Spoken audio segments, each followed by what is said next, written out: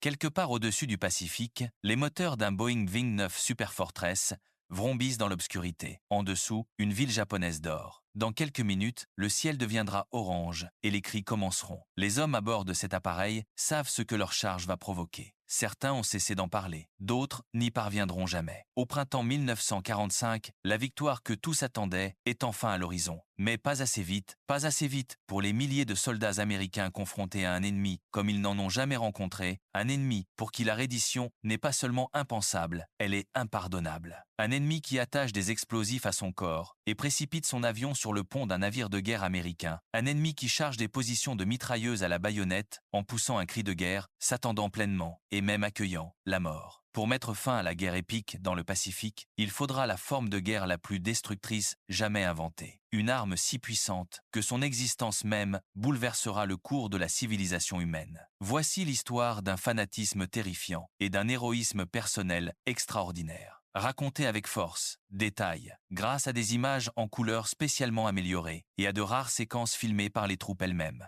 réunies pour la première fois afin de répondre à une question obsédante. Pourquoi le Japon pensait-il que l'Amérique ne porterait jamais le coup décisif? Pour comprendre la réponse, il faut remonter 2 ans et demi après Pearl Harbor, lorsque le cours des événements a enfin changé de manière indiscutable. Une campagne acharnée pour dominer les mers et une stratégie de saut d'île en île pour reconquérir les territoires ont donné aux forces américaines l'avantage dans le Pacifique, mais pas un seul instant. Personne ne croit que le Japon est prêt à céder, à voir la manière dont le soldat japonais combat. C'est terrifiant. Se rendre est impensable. C'est une disgrâce, pire que la mort elle-même. Forcer le Japon à accepter ce qu'il considère comme le déshonneur ultime va être terriblement amer, et plus long que quiconque, chez lui, en Europe, ne souhaite l'entendre. Les soldats américains savent qu'ils peuvent vaincre leur ennemi dans une bataille conventionnelle. Pour eux, à l'été 1944, la fin est en vue. Les plages de Normandie ont été prises d'assaut. Paris a été libéré. Les armées alliées avancent vers l'est en direction de Berlin. Dans le Pacifique, l'expérience amère raconte une toute autre histoire. Il n'y a pas ici de marche libératrice à travers des villes reconnaissantes, pas de foule en liesse jetant des fleurs. Les soldats du Pacifique ont dû développer de nouvelles armes violentes et des tactiques brutales pour égaler la férocité de leur ennemi. Ils ont recours aux lance-flammes, des armes qui transforment les hommes en torches vivantes, à des barrages d'artillerie massifs et à des chars blindés avançant péniblement pour chaque pouce de terrain et pour chaque pouce gagné, les Japonais infligent un tribut cruel et implacable. La question qui plane au-dessus de chaque salle de planification, de chaque poste de commandement, de chaque trou de combat dans le Pacifique est la même. Comment vaincre un ennemi qui préférerait mourir plutôt que perdre? Comment contraindre à la reddition une nation qui considère la reddition comme un sort pire que la mort elle-même? La réponse, lorsqu'elle viendra, changera le monde à jamais. Le général George C. Marshall, chef d'état-major de l'armée des États-Unis, craint que vaincre le Japon ne puisse se faire qu'au prix d'un coût effroyable en vie américaine. Désespéré d'éviter cela, lui et ses collègues, les chefs d'état-major interarmées, élaborent un plan. Il s'agit d'une stratégie simple, en 2 volets. 1. Bloquer et affamer le peuple japonais. 2. Bombarder leurs usines et anéantir leur capacité à faire la guerre. L'espoir est de pouvoir détruire la volonté du Japon de continuer à se battre sans avoir à poser le pied sur le territoire japonais. La phase 1 commence, des sous-marins américains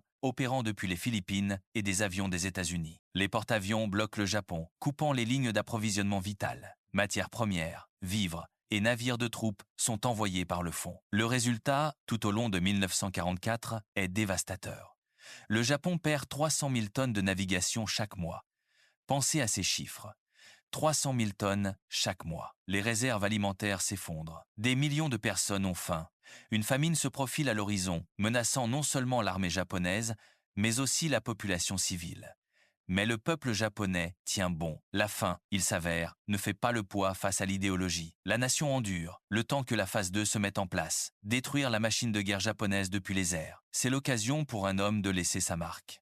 Curtis LeMay est un major général aguerri de l'United States Army Air Force, amateur de cigares. Il commande le 20 groupe de bombardement basé en Chine. Il est dur, direct, obsédé par les résultats et partisan du bombardement en tapis pour contraindre le Japon à capituler. Lui et ses supérieurs proposent une offensive terrifiante venue du ciel. Une guerre aérienne sans précédent qui rasera les usines japonaises, ses chantiers navals, sa sidérurgie. Mais les défis auxquels LeMay est confronté sont immenses. Les distances dans le théâtre du Pacifique sont vertigineuses. Le Japon se trouve à plus de 1500 miles des pistes les plus proches disponibles et les bombardiers lourds ne peuvent tout simplement pas opérer depuis des porte-avions. Lemay, cependant, est convaincu de disposer de la machine adéquate, le tout nouveau Boeing Bing 9 Super Fortress. Il est le fruit d'un programme de développement de 3 milliards de dollars, le projet d'armement le plus coûteux de l'histoire américaine à l'époque. C'est alors un bombardier quadrimoteur de pointe, pressurisé, avec un rayon d'action massif de près de 4000 miles. Cette portée est la clé. Elle signifie que le B-29 peut opérer depuis des bases en Chine et dans les îles Mariannes, voler jusqu'au Japon, larguer sa charge et revenir. Depuis Chengdu, en Chine, 62 B-29 décollent pour la première grande mission, leur cible, les aciéries de Yawata, dans le centre du Japon. La distance est si grande que les superforteresses doivent voler sans protection, sans escorte de chasseurs. Cela oblige les bombardiers à monter à haute altitude, où les chasseurs japonais auront du mal à les atteindre. Chaque B-29 larguera sa charge de 8 bombes explosives de 500 livres depuis 30 000 pieds. L'objectif est simple, raser les aciéries, paralyser la capacité du Japon à fabriquer des armes. Mais les attaques sont menées depuis une telle altitude qu'elles manquent complètement leur cible. Les puissants courants jets du Japon, qui traversent la haute atmosphère en hurlant à des vitesses pouvant atteindre 200 milles à l'heure, dévient les bombes très loin de leur trajectoire. Des charges qui devraient tomber sur les toits des usines creusent au contraire des cratères dans des terres agricoles à des kilomètres de leur cible. C'est un début profondément décevant pour cet avion de plusieurs milliards de dollars, le système d'armes le plus coûteux jamais produit par l'Amérique, et il est incapable d'atteindre ce qu'il vise. La précision du B-29 ne s'améliore pas lors des raids supplémentaires des semaines suivantes. Mission après mission, les mêmes résultats lamentables se répètent. Des cratères dans des champs vides, des bombes dispersées dans la campagne japonaise. Et les usines visées sont toujours debout. Continuons à produire des armes pour les armées de l'empereur. Le grand plan visant à forcer le Japon à se rendre depuis les airs, sans envoyer de soldats américains sur le sol japonais, ne fonctionne pas. Curtis LeMay est promu pour prendre personnellement le commandement de toute la campagne de bombardement.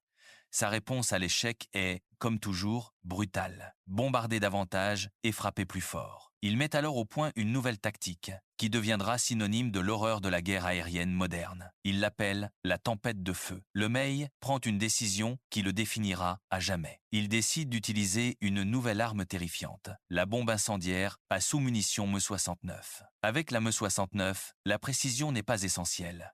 Les incendiaires utilisent le napalm, un composé d'essence gélifiée qui adhère aux surfaces et brûle à des températures extrêmes pour mettre le feu à des pans entiers d'une ville. Toutes les usines d'armement de la zone seront simplement englouties dans l'enfer qui en résulte. La logique est d'une brutalité simple. Si vous ne pouvez pas atteindre l'usine, brûlez tout autour. Des bombardiers basés dans les îles Mariannes fixent leur objectif sur Kobe, la 6e plus grande ville du Japon. Leurs soutes sont remplies de tonnes de bombes incendiaires. Ce qui suit est sans précédent dans l'histoire de la guerre. Kobe brûle avec une férocité jamais vue. La ville est densément peuplée. Ses bâtiments, largement constitués d'ossature en bois et de cloisons en papier, s'embrasent au premier contact du napalm. Des quartiers entiers sont incinérés en quelques minutes, des milliers de personnes meurent. La lueur orangée de la ville en flammes est visible à des centaines de kilomètres, un phare de destruction visible depuis les navires en mer. Et LeMay recommence encore et encore.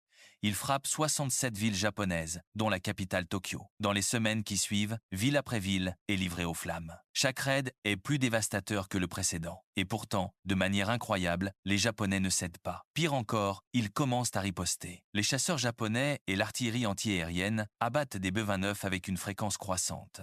Les équipages de LeMay subissent des pertes de plus en plus lourdes, avec près de 3000 aviateurs tués au cours de la campagne. Le moral des équipages de bombardiers chute. Ces hommes volent dans un mur de feu et de DCA, et ils savent que les chances empirent à chaque mission. LeMay reste convaincu que le bombardement en tapis peut mettre le Japon à genoux, mais pour réussir, il estime qu'un changement fondamental de tactique est nécessaire. Les Bing 9 doivent voler plus bas pour améliorer leur précision et atteindre des cibles significatives. Mais voler plus bas signifie voler à portée facile des chasseurs japonais. Cela signifie que des escortes de chasse sont désormais indispensables. Et pour les fournir, les chasseurs ont besoin de bases beaucoup plus proches du territoire japonais, des bases situées sur un territoire tenu par l'ennemi. LeMay et les planificateurs de la bataille américaine ont une île en tête, un point volcanique au milieu du vaste océan Pacifique. Son nom est Iwo Jima, et elle est sur le point de devenir le théâtre de certains des combats les plus sauvages que le monde ait jamais connue. Iwo Jima est la plus éloignée des îles principales du Japon, juste un minuscule morceau de roche volcanique, à peine 5000 de long, situé à 660 miles des principaux centres de population du Japon. En la regardant sur une carte, on pourrait se demander pourquoi quelqu'un se battrait pour elle. Mais Iwo Jima possède 2 pistes d'aviation idéales pour des chasseurs comme le P-50 et un Mustang. Contrôler l'île signifierait que les B-29 de Curtis LeMay pourraient voler avec une escorte de chasseurs jusqu'à leur cible au-dessus du Japon et en revenir. Ce minuscule rocher sulfureux est sur le point de devenir l'un des terrains les plus violemment disputés de toute l'histoire de la guerre. Depuis le début de 1944, les Japonais sont solidement retranchés sur Iwo Jima. La défense est orchestrée par le général japonais Tadamichi Kuribayashi, un homme qui n'est pas un commandant ordinaire. Il a servi comme attaché militaire à Washington dans les années 1920. Il a vu l'Amérique de près. Il a parcouru ses autoroutes, visité ses usines et étudié son peuple. Il sait exactement à quoi s'attendre de la part des Américains, leur puissance de feu écrasante. Les 21 000 hommes de Kuribayashi ont passé des mois à transformer la petite île en une forteresse souterraine. Ils ont creusé des tunnels dans la roche volcanique et aménagé des lignes de défense interconnectées, positionnées bien en retrait des plages. La leçon des précédentes batailles insulaires a été retenue. Ne combattez pas sur la plage où l'artillerie navale américaine peut vous anéantir. Laissez-les plutôt débarquer, laissez-les avancer à l'intérieur des terres, puis détruisez-les. En février 1945, la plus grande flotte jamais rassemblée dans le Pacifique arrive au large d'Iwo Jima. Elle compte plus de 400 navires. À bord des transports de troupes, 60 000 Marines des 3e, 4e et 5e divisions attendent le feu vert. À la tête des débarquements se trouve le général du corps des Marines, Harry Schmidt, commandant du 5e groupe amphibie, un homme connu de ces Marines sous le nom de le Hollandais. Pour écraser toute résistance avant les débarquements, pendant 75 jours consécutifs, l'île est pilonnée par un bombardement massif. Vague après vague, des avions embarqués et des bombardiers moyens frappent les positions japonaises depuis les airs. Puis, les gros canons de la flotte ouvrent le feu depuis la mer, cuirassés, croiseurs, destroyers. Ils déversent des milliers d'obus sur cette minuscule île jusqu'à ce que tout le rocher semble trembler et fumer. C'est l'apogée de l'un des bombardements les plus longs et les plus soutenus de toute la guerre. Le renseignement militaire suggère que l'île devrait tomber en une semaine. Une semaine. Retenez bien ce chiffre. La première vague de péniches de débarquement s'élance. À bord, 8000 marines, de jeunes hommes venus de tous les coins de l'Amérique, des garçons de ferme et des ouvriers, des sportifs de lycée et des étudiants, serrés épaule contre épaule dans des barges Higgins à fond plat, qui tanguent et frappent les vagues du Pacifique. Beaucoup ont le mal de mer. Tous ont peur, même si peu l'admettront. Ils vont bientôt découvrir si 75 jours de bombardement ont fait leur travail. Lorsque les Marines atteignent la plage, il n'y a rien, aucun tir, aucune explosion, aucune réponse des Japonais. Un silence inquiétant plane au-dessus du sable volcanique noir. Il semble que le bombardement ait réussi. Certains marines s'accordent un moment de soulagement prudent, puis le monde explose. Les défenseurs japonais s'étaient cachés profondément sous terre pendant tout le bombardement de 75 jours, attendant dans leurs tunnels et bunkers cet instant précis. Maintenant, ils surgissent de positions dissimulées, déversant des tirs de mitrailleuses, des obus de mortier et d'artillerie sur les marines exposés sur les plages. Le carnage est immédiat et dévastateur. Plus de 500 Marines meurent sur les plages dès les premières heures. Au fil des heures, les Marines se remettent du choc initial et progressent progressivement vers l'intérieur des terres à travers la cendre volcanique molle et traîtresse qui aspire leurs bottes à chaque pas. À la fin du premier jour, 30 000 Marines sont à terre. Mais le véritable combat, celui qui définira Iwo Jima, ne fait que commencer. Au cours des 3 jours suivants, les combats sont sauvages et incessants. Les Marines se frayant un chemin vers le point le plus visible de l'île, le volcan de 550 pieds, le mont Suribachi. Le volcan domine toute l'île depuis son sommet. Les Japonais ont une vue dominante sur chaque plage, chaque piste d'atterrissage, chaque mètre carré de terrain en contrebas. Contrôler le Suribachi signifie contrôler Iwo Jima. Il se trouve à seulement un quart de mille des plages de débarquement, assez proche pour être vu à l'œil nu, mais les marines doivent se battre pour gravir ces pentes abruptes criblées de grottes contre des défenseurs qui préfèrent mourir plutôt que de céder un seul pied de terrain le 23 février 1945. Le moment le plus emblématique de toute guerre est capturé sur film. Un groupe de Marines hisse la bannière étoilée au sommet du mont Suribachi. En réalité, un autre groupe d'hommes est le premier à planter un drapeau au sommet. Mais ce moment est rejoué plus tard pour les besoins d'un photographe de l'Associated Press nommé Joe Rosenthal. Il crée l'image qui en viendra à immortaliser la guerre du Pacifique. 6 hommes s'efforçant de hisser un drapeau. Un mât dressé contre un ciel gris. Une image de défi et de détermination qui sera reproduite sur des timbres, des affiches d'emprunts de guerre et au mémorial du corps des Marines à Arlington. C'est une scène inoubliable, mais ce n'est pas la fin de la bataille. Loin de là. Les combats se poursuivent encore pendant 21 jours brutaux, car les Japonais refusent de se rendre. Les Marines se déploient à travers l'île, combattant grotte par grotte, tunnel par tunnel. Ils repoussent des charges suicides, banzai. Des vagues de soldats japonais se jetant sur les lignes américaines, baïonnettes au canon, et sans aucune intention de revenir vivants. Des lance-flammes sont utilisés pour déloger les derniers défenseurs de l'île de leur position souterraine, et l'odeur de soufre et de mort plane sur tout. 36 jours après le début de l'opération, Iwo Jima est enfin déclaré sécurisé. Non pas une semaine, comme l'avaient prévu les services de renseignement, mais 36 jours. Les Américains disposent désormais de la base avancée dont ils ont désespérément besoin pour leur guerre aérienne contre le territoire japonais. Mais le coup est terrible, bien au-delà de tout ce que les planificateurs avaient anticipé. 6 821 Marines sont tués, 18 000 sont blessés, tout cela pour s'emparer d'une minuscule île de seulement 5 milles de long. Les pertes américaines totales à Iwo Jima sont proportionnellement plus lourdes que celles du jour J sur les plages de Normandie. Un fait qui choque même les planificateurs militaires les plus endurcis. 27 médailles d'honneur sont décernées pour des actions à Iwo Jima, le nombre le plus élevé pour une seule bataille de toute la guerre. Cette seule île représente 28% de toutes les décorations accordées au corps des marines pendant l'ensemble de la campagne du Pacifique. Plus d'un quart de tous les actes d'héroïsme reconnus par le corps des marines des États-Unis dans toute la guerre du Pacifique se sont produits sur ce rocher volcanique fumant et soufré, au milieu de l'océan. Et si quelqu'un en doute, la détermination japonaise et leurs pertes en apportent la preuve irréfutable. Seuls 200 des 21 000 défenseurs d'origine survivent. Les 20 800 autres choisissent la mort plutôt que la reddition. Chaque tunnel, chaque bunker, chaque grotte doit être pris de force. Le général Kuribayashi lui-même figure parmi les morts. Lui qui avait conçu une défense si féroce qu'elle coûta aux marines plus de pertes par 1000 carrés que n'importe quelle bataille de leur histoire. Avec Iwo Jima sécurisé, la guerre aérienne entre dans une phase nouvelle, terrifiante. À peine 18 jours après les premiers débarquements à Iwo Jima, Curtis LeMay déclenche une campagne totale de bombardements incendiaires contre les villes japonaises dans la nuit du 9 au 10 mars 1945. L'un des raids les plus destructeurs de toute l'histoire humaine a lieu. L'opération Meeting House envoie plus de 300 bombardiers. Bing 9 Superfortress contre Tokyo. Volant à basse altitude dans l'obscurité, il ravage 16 milles carrés de la capitale. 100 000 citoyens japonais sont incinérés en une seule nuit. 1 million se retrouvent sans abri. Des quartiers entiers sont réduits en cendres fumantes avant l'aube. Et LeMay ne s'arrête pas à Tokyo.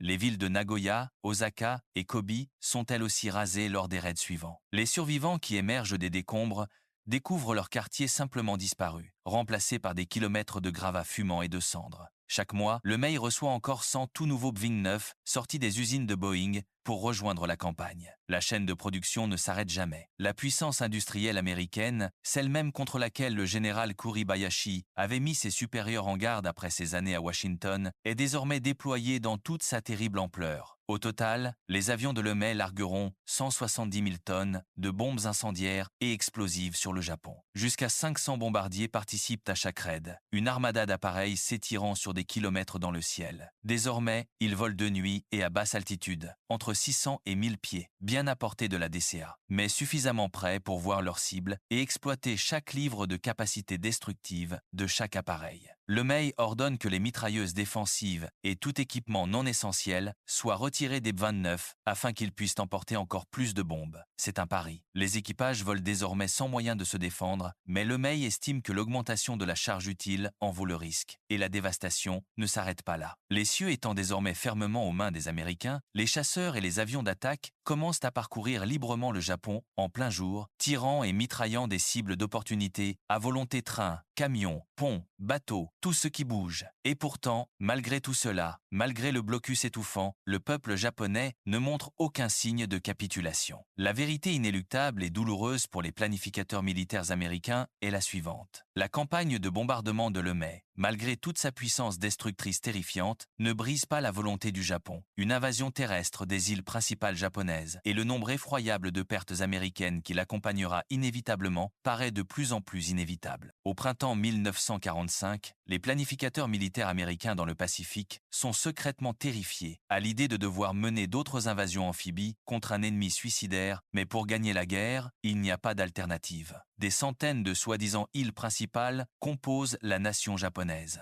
En leur centre se trouvent les principales zones de population du Japon, les 4 grandes îles de Honshu, Hokkaido, Kyushu et Shikoku. Avant même que les Américains puissent envisager d'attaquer ces îles, ils ont besoin de zones de préparation plus proches du continent. La première sur la liste est Okinawa, à 340 miles au sud du Japon continental. C'est la porte d'entrée vers le Japon lui-même. Retranchés à Okinawa, 100 000 soldats japonais attendent l'arrivée des troupes terrestres américaines. Ils ont transformé l'île en un terrain de mort, un dédale de grottes, de tunnels, de bunkers, de casemates et de lignes de crêtes fortifiées qui devront être prises une à une. Pour les soutenir, des centaines de pilotes formés selon l'ancien code du Bushido, le credo du guerrier qui exige la mort au combat plutôt que le déshonneur de la défaite. Ce sont des hommes qui ont déjà écrit leur dernière lettre à leur famille, déjà noué le bandeau blanc hachimaki autour de leur front et déjà accepté la certitude de leur propre mort. Les États-Unis rassemblent une force opérationnelle massive pour l'invasion, la plus grande de la guerre du Pacifique, avec plus de 1300 navires et un quart de million d'hommes. Cependant, avant même que les bottes américaines ne touchent le sol d'Okinawa, les Japonais frappent en premier, vague après vague, d'avions kamikazes. Des chasseurs convertis pilotés par de jeunes hommes, dont beaucoup sortent à peine de l'adolescence, qui ont déjà fait leurs adieux à leur famille et écrit leurs dernières lettres,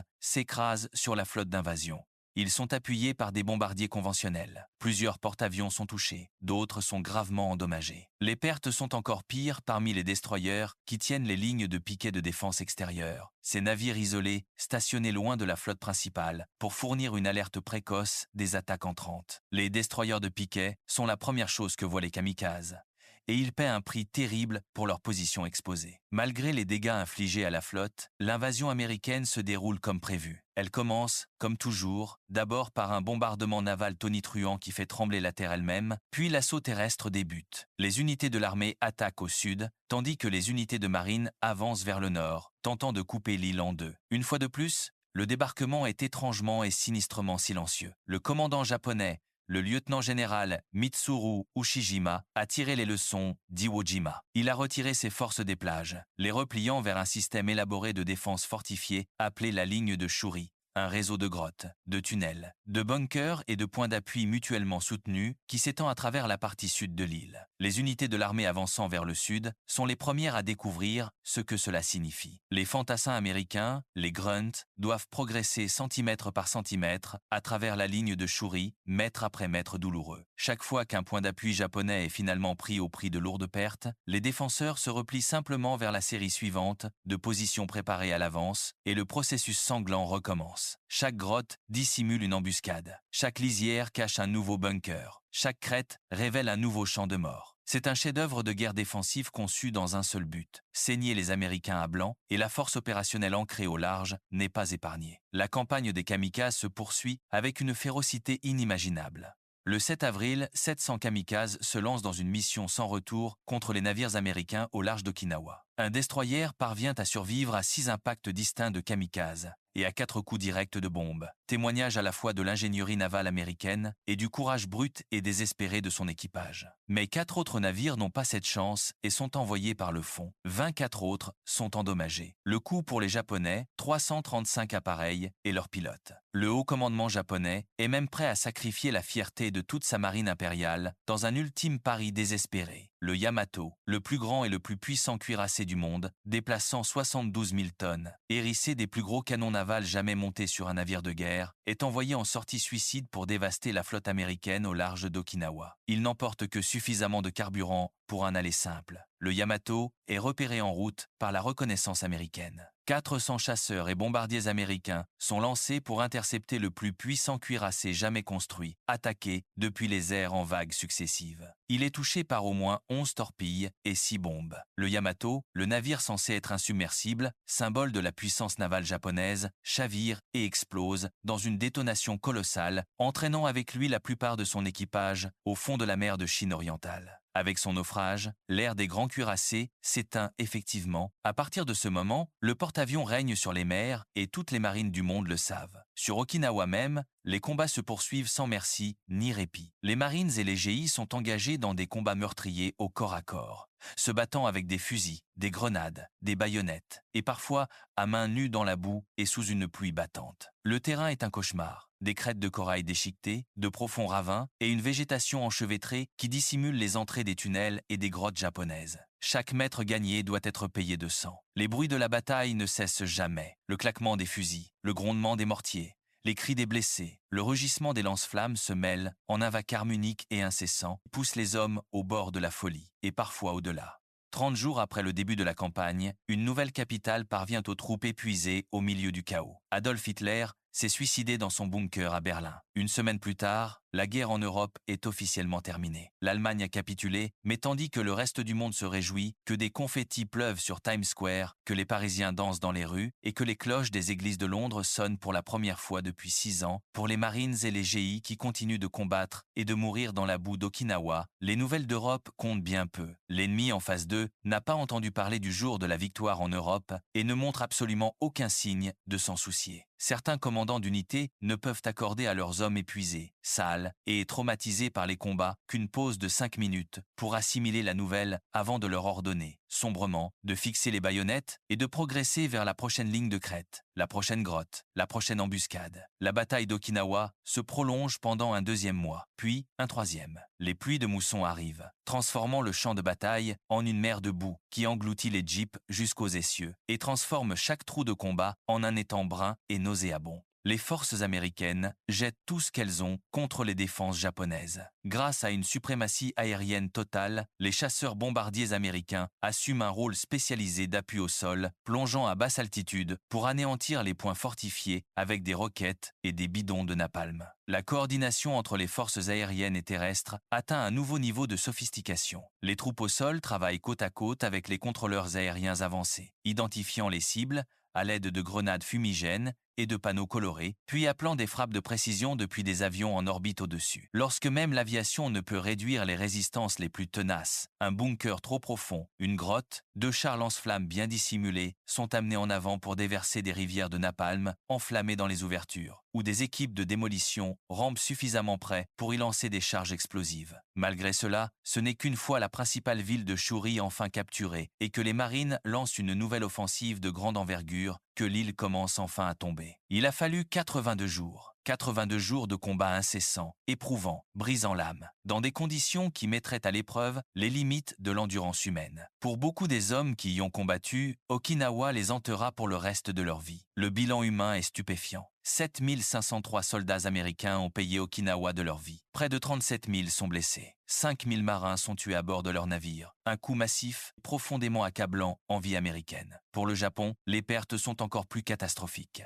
100 000 soldats japonais sont morts. Seuls 7 000 choisissent de se rendre. Les autres se battent jusqu'à la mort, comme ils l'ont fait à Iwo Jima. Ces pertes horribles à Okinawa montrent de manière parfaitement claire à chaque général, amiral et responsable politique américain qui étudie les rapports après action que la conquête du Japon continental signifiera la mère de toutes les batailles, une bataille qui pourrait éclipser tout ce qui l'a précédé. Les pertes d'Iwo Jima et d'Okinawa ne sont pas des anomalies, elles sont la nouvelle norme. Et le Japon continental n'est pas une petite île volcanique, ni même une île de taille moyenne, comme Okinawa. C'est une nation de 70 millions de personnes, dont beaucoup sont prêtes à se battre jusqu'au dernier homme, à la dernière femme et au dernier enfant. Le Japon se prépare à ce qu'il appelle Ketsugo, la bataille finale et décisive pour la patrie. L'ampleur des préparatifs japonais est stupéfiante dans son ambition et terrifiante dans ses implications. Des centaines de nouveaux pilotes kamikazes sont formés sur des bases aériennes à travers le pays, chacun impatient d'avoir la chance de mourir pour l'empereur. 375 000 soldats réguliers sont massés sur les plages d'invasion potentielles, prêts à repousser les Américains dès qu'ils poseront le pied sur le sol japonais. Mais cela va bien au-delà du militaire. Des milices civiles et des escadrons suicides volontaires. Des hommes, des femmes et même des adolescents armés de simples lances en bambou, de grenades à la main. Une réserve stratégique de 5 000 avions a été soigneusement dissimulée dans des tunnels, conservés pour la confrontation finale. Les meilleurs chars restants du Japon ont été préservés et cachés sous terre. Même après avoir vu ville après ville réduite en cendres, les dirigeants militaires japonais refusent catégoriquement, avec défi, d'envisager la reddition. Malgré tous leurs efforts pour trouver une alternative, les stratèges américains sont confrontés à une réalité inévitable et sombre, la nécessité d'envahir le Japon. Et désormais, la stratégie japonaise apparaît clairement. S'ils parviennent à rendre l'invasion suffisamment sanglante, si le coût en vie américaine est suffisamment élevé, ils pensent que l'Amérique n'aura pas la détermination nécessaire pour poursuivre le combat, que l'opinion publique américaine, épuisée après 4 années de guerre, exigera une paix négociée plutôt qu'une victoire totale. Lorsqu'on leur demande d'estimer le nombre final de victimes pour une invasion des îles principales du Japon, les planificateurs militaires américains avancent un chiffre qui frappe comme une bombe en soi. 250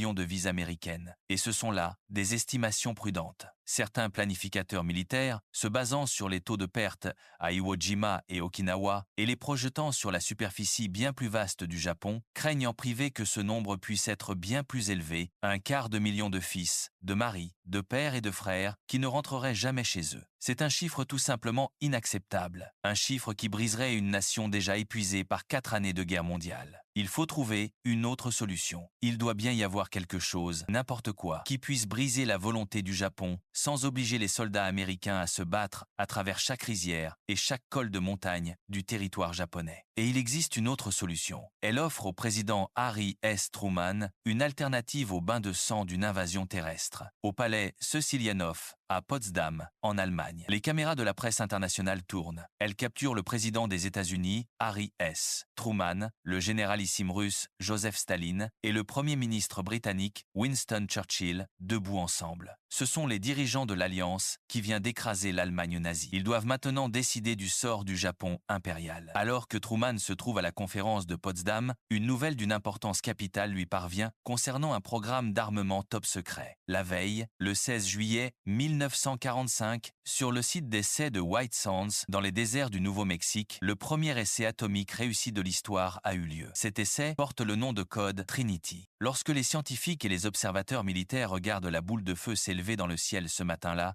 plusieurs d'entre eux pleurent. D'autres restent figés, dans un silence stupéfait et terrifié. Une chose est immédiatement claire pour tous les présents. Le monde vient de changer d'une manière irréversible. C'est l'aube de l'ère nucléaire. Le projet Manhattan est un programme top secret, vieux de 3 ans, destiné à concevoir une arme d'une puissance si monstrueuse qu'elle peut être, contraindre le Japon à se rendre sans invasion. Son maître d'œuvre scientifique est J. Robert Oppenheimer, un physicien théoricien qui a réuni certains des plus grands esprits du monde pour travailler sur la création la plus terrible de l'histoire humaine, la bombe nucléaire. Elle fonctionne en scindant les atomes pour libérer des quantités colossales d'énergie explosive, davantage d'énergie en une seule détonation que des flottes entières de B-29 ne pourraient en délivrer en un mois de bombardement conventionnel. Oppenheimer et son équipe ont développé 2 types de bombes. L'une utilise de l'uranium naturel, l'autre, encore plus puissante, utilise du plutonium fabriqué. À Potsdam, le président Truman laisse entendre au dirigeant soviétique Joseph Staline que l'Amérique dispose d'une nouvelle arme puissante prête à être utilisée. Staline semble étrangement peu surpris par cette annonce. Truman est déconcerté par son calme, mais il en découvre plus tard la raison. Des espions russes avaient infiltré le projet Manhattan presque dès sa création. Staline est déjà au courant de la bombe.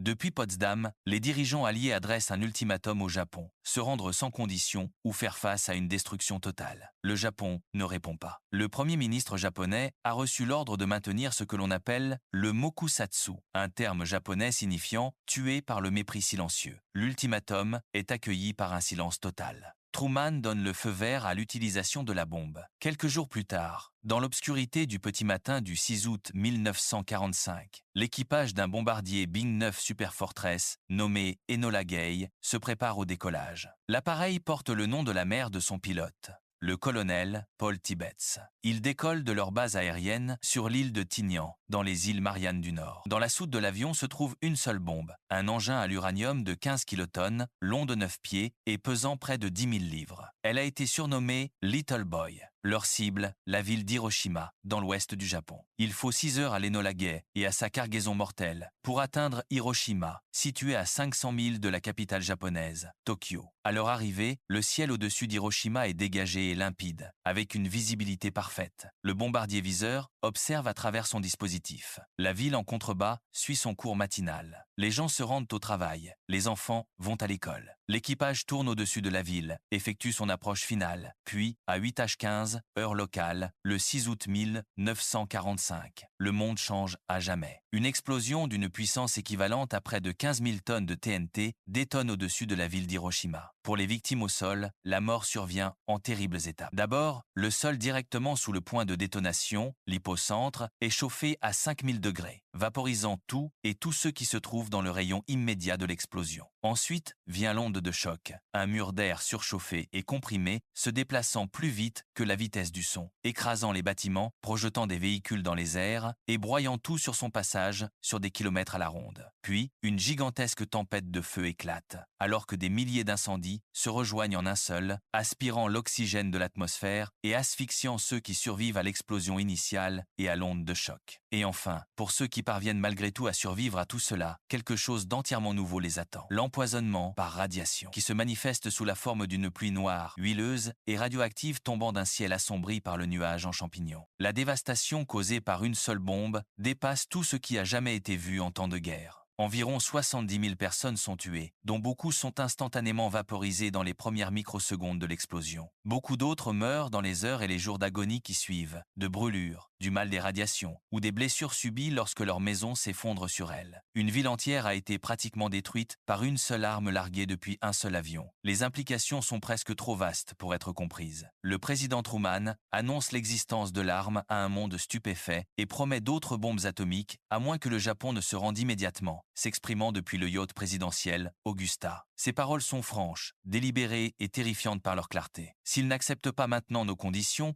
le gouvernement japonais l'ignore, une fois de plus, avec une obstination qui déconcerte et exaspère les dirigeants alliés. Ils choisissent de ne pas répondre à l'ultimatum. La faction militaire au sein du gouvernement continue d'affirmer que le Japon peut encore gagner, ou du moins rendre une invasion si coûteuse que les Américains accepteront une paix négociée. 3 jours plus tard, le 9 août, une deuxième bombe, une arme au plutonium encore plus puissante que celle larguée sur Hiroshima, connue sous le nom de code Fat Man, est chargée à bord d'un autre BV-9. La cible initiale est la ville de Kokura, mais la couverture nuageuse contraint l'équipage à se dérouter vers sa cible secondaire, Nagasaki, à 760 miles au sud de Tokyo.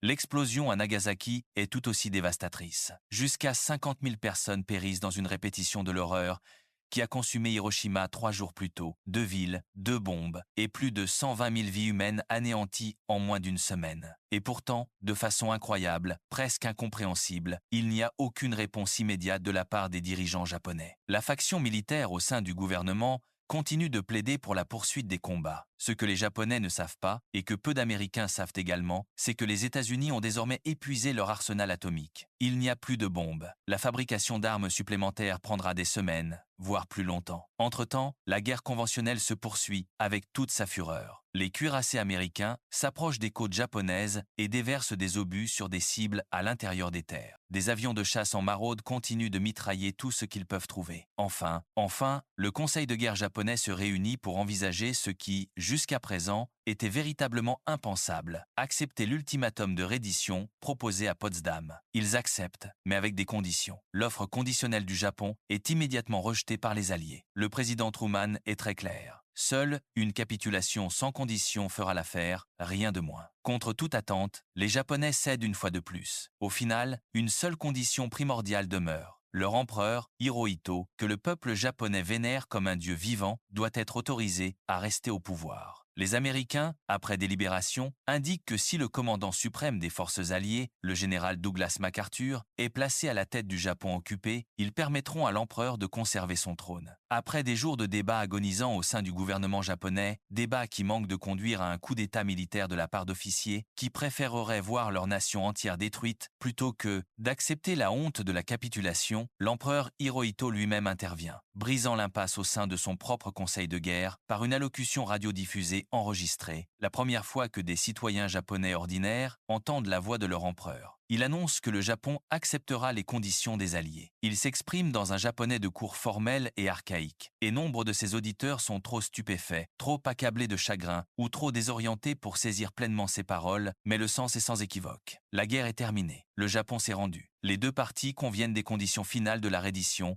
à la mi-août 1945. Le 2 septembre 1945, sur le pont arrière du cuirassé américain USS Missouri, ancré dans la baie de Tokyo, sous un ciel gris, la délégation japonaise arrive pour mettre formellement fin au conflit le plus sanglant que le Pacifique ait jamais connu. Il s'avance vers la table de signature, retire son haut de forme et signe l'acte officiel de reddition d'une main délibérée et posée. Le général Douglas MacArthur préside la cérémonie, entouré de représentants de chaque nation alliée ayant combattu dans le Pacifique.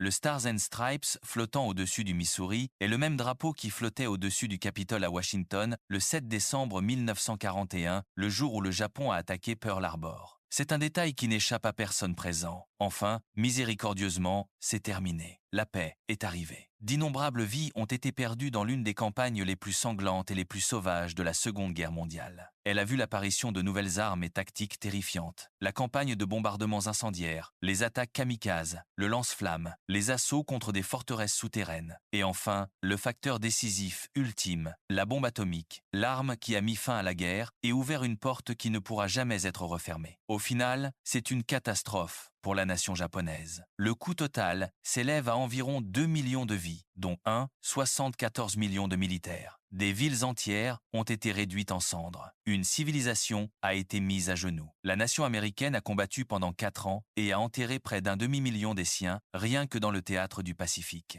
55 145 hommes ont été perdus dans l'armée de terre, 29 263 dans la marine et 19 163 chez les marines. Chacun de ces chiffres était une personne, un nom sur une lettre, un visage sur une photographie, la raison pour quelqu'un de rentrer chez lui. Mais de toute cette souffrance, des tempêtes de feu et des forteresses insulaires, des attaques kamikazes et de l'éclair aveuglant au-dessus d'Hiroshima, de nouveaux adversaires émergent dans une lutte épique pour maîtriser la puissance dévastatrice libérée par la science. L'ère atomique a commencé, et le monde issu de la guerre du Pacifique est fondamentalement différent et plus dangereux que celui qui y est entré, quelques mois à peine après la cérémonie du Missouri dans la baie de Tokyo. L'alliance de guerre entre les États-Unis et l'Union soviétique se transformera en suspicion, rivalité et face nucléaire qui durera près d'un demi-siècle. La guerre froide est l'enfant direct de la bombe qui est tombée sur Hiroshima, et la nation japonaise, pour sa part, doit se reconstruire. Elle doit prendre un pays brisé, meurtri et brûlé jusqu'à ses fondations mêmes, et trouver malgré tout la force de bâtir quelque chose de nouveau à partir des décombres et des ruines.